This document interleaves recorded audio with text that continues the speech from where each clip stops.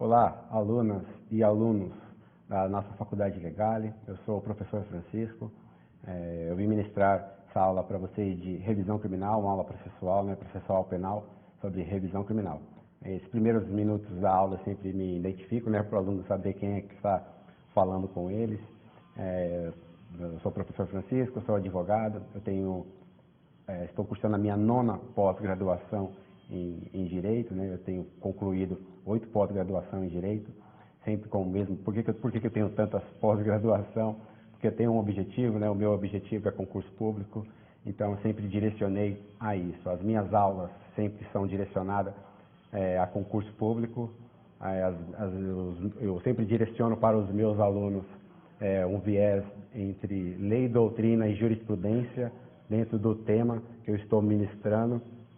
Então, eu espero que vocês façam. O meu intuito aqui é que vocês façam um bom caderno desse tema, revisão criminal, E vamos lá. Qualquer dúvida no final da aula, sempre deixo os meus contatos. É um prazer poder ajudar e poder contribuir com vocês no que for possível, Eu sempre deixo à disposição para os alunos. Se tiver algum tipo de dúvida, eu tenho o maior prazer de poder contribuir com eles. Se eu souber também, se eu não souber, dou uma pesquisada e ajudo também. Eu falo para os alunos, coloco-me à disposição, mas muitos alunos vão, e o TCC, e monografia, em relação a isso eu não consigo contribuir.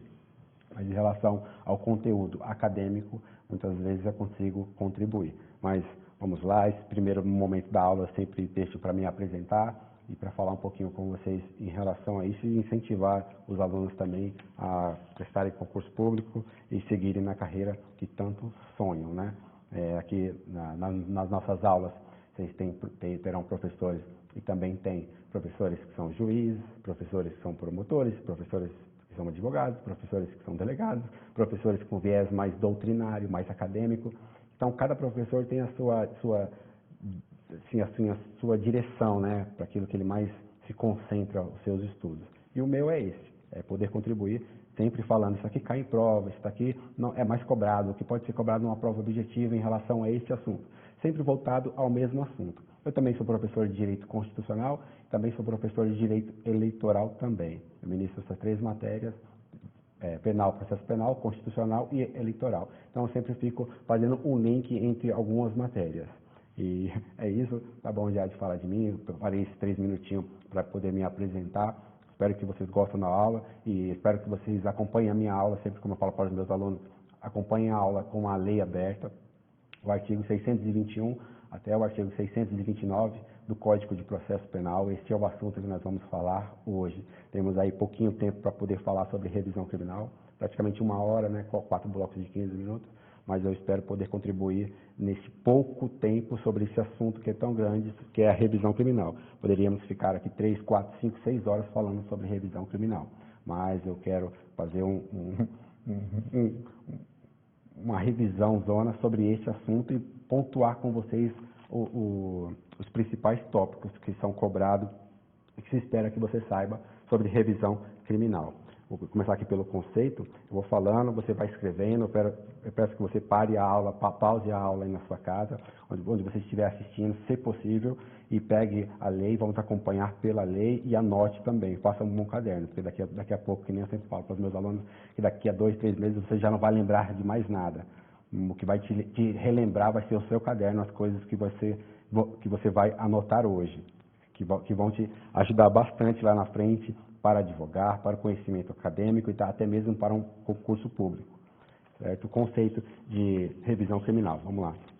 Podemos conceituar revisão criminal como sendo uma ação autônoma, sempre uma ação autônoma. Opa, volta aqui. Aí. Uma ação autônoma. Calma aí que eu estou arrumando a minha canetinha. Marca texto. Aí. Autônoma. Apagar. Calma aí que eu estou arrumando a minha canetinha que travou. Vamos voltar lá, caneta e borracha também, certo? Aí, conceito. Podemos conceituar revisão criminal como sendo uma ação autônoma. O que quer dizer a ação autônoma? Que quer dizer que ela já tem que estar transitado em julgado. Eu vou explicar isso mais com vocês também, vou me aprofundar um pouquinho mais em relação a isso. a uma ação autônoma de impugnação de coisa julgada material de índole constitucional que visa a reparação de um erro injudicando ou improcedendo, né? Aqui o termo latim bem fácil, né? Injudicando o erro do judiciário ou o erro improcedendo, que é o erro no procedimento judiciário consagrado em uma decisão judicial. Aqui esse termo em latim é bem diferente um termo fácil de podermos compreender, injudicando ou improcedendo, diferentemente lá do direito penal, dos 10 axiomas de Ferraioli, né, que nós temos que decorar lá no direito penal. Eu sempre tenho bastante dificuldade em relação a ele. Aqui a palavra revisão, ela vem do verbo latim, né, que é revisione, é um ato efeito de rever, um novo exame, uma nova leitura. A natureza jurídica da revisão criminal, a natureza jurídica da revisão criminal é de ação autônoma, de impugnação, regida pelo processo de conhecimento constitutiva negativa, cuja pretensão é de liberdade. Vamos entrar aqui em relação voltando aqui, que eu tenho um comentário sobre ela para fazer. Aqui, a revisão criminal, ela não tem natureza de recurso, ela vai ser utilizada quando não couber mais nenhum tipo de recurso, por isso que ela tem uma natureza autônoma e não tem recurso. A revisão criminal somente pode ser proposta por trânsito em julgado e instaura-se uma nova relação jurídica. Em relação ao objeto, a revisão criminal tem como objeto exatamente os direitos e garantias constitucionais que, reunidos entre si, formam a dignidade da pessoa humana. Aqui tem algumas observações para fazer em relação ao objetivo, né? Que é o objeto da revisão criminal é exatamente a dignidade do indivíduo que ser atacada por um erro judiciário deve ser restabelecida. Coloquei aqui até um exemplo com vocês.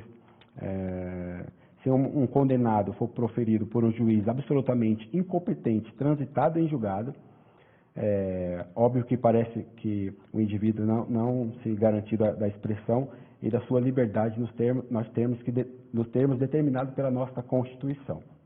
Assim, somente a revisão criminal ou o habeas corpus, esse é o exemplo, que só cabe aqui, ou o habeas corpus, ou a revisão criminal, por ter havido decisão contrária ao texto expresso da lei penal, lá do artigo 621, no qual nós vamos nos aprofundar sobre ele, o artigo 621, inciso 1, que poderá resgatar a dignidade perdida por uma decisão proferida ou total arrepio do que está expresso no artigo 5º, inciso 33 da nossa Constituição Federal, que fala sobre o juiz natural, né? Então, por esse erro, cabe a revisão criminal e cabe também o habeas corpus, né? Como advogado criminalista, a área que eu mais atuo na área civil, também área tributária, área empresarial, atuo em várias áreas por ter me especializado em todas essas áreas, mas a área que eu mais atuo mesmo no escritório é na área criminal. Habeas corpus é o que mais eu utilizo, toda hora é um habeas corpus, mas vamos voltar para a nossa aula.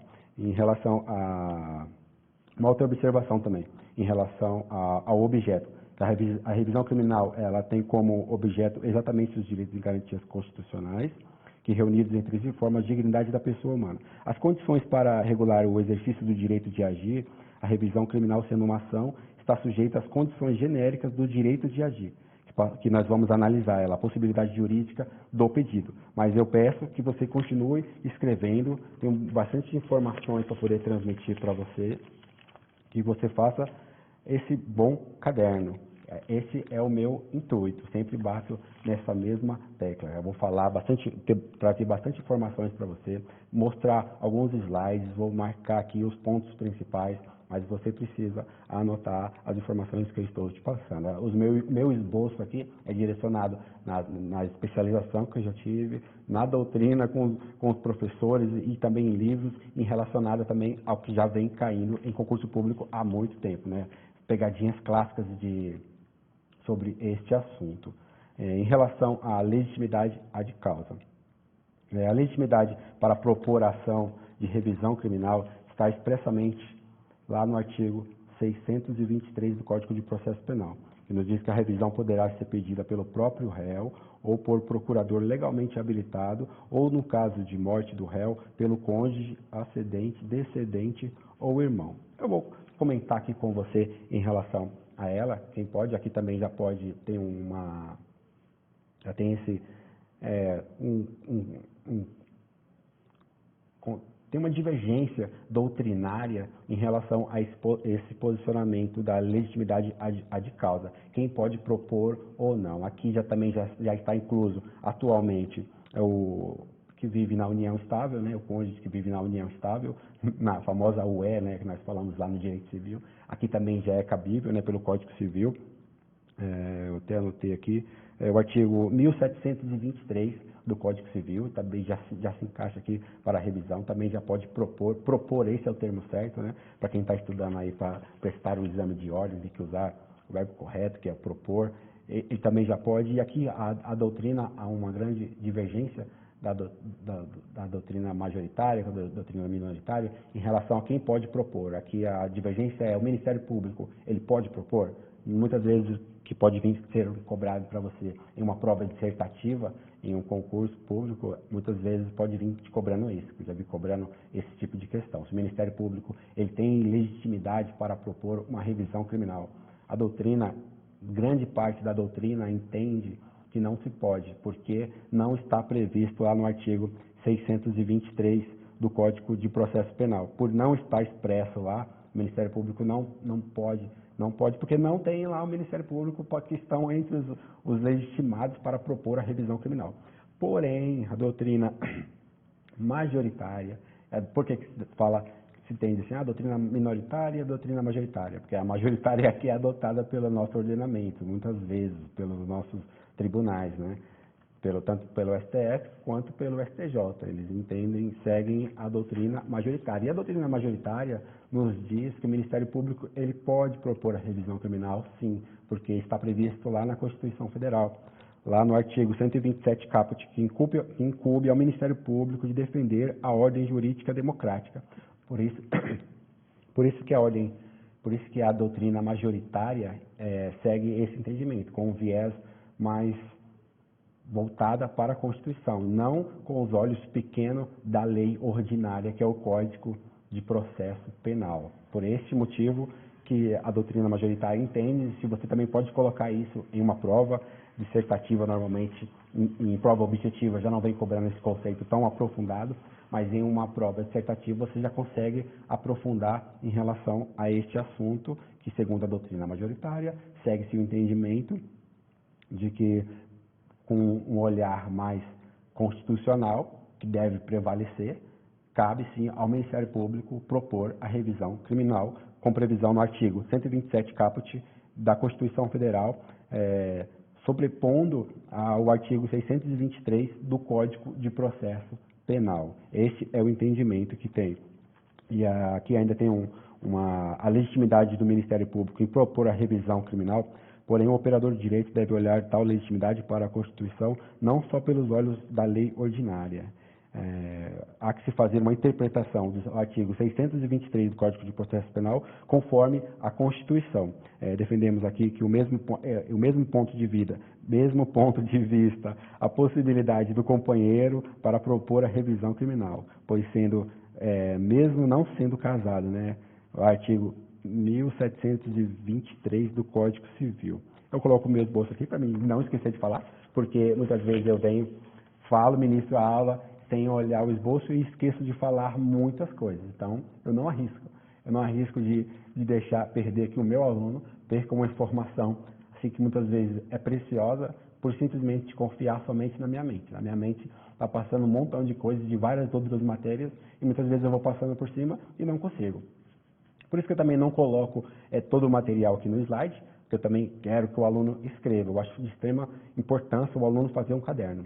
Eu bato nessa tecla e vou bater sempre, porque o caderno é que vai te dar consistência no seu conhecimento. Faça sempre um bom caderno, porque você vai assistir essa aula hoje, amanhã você vai assistir outro, depois você vai assistir outro, daqui a pouco você não vai lembrar de mais nada. Se você vai aula dada, tem que ser aula estudada. Então, por isso que eu falo, escreva as informações que eu estou te passando, são tiradas de concursos públicos, são tiradas de doutrinadores, são lei, doutrina e jurisprudência, sempre com esse viés. Estamos terminando agora o nosso primeiro bloco e nós voltaremos para o segundo bloco falando sobre as formas da revisão criminal, tá bom?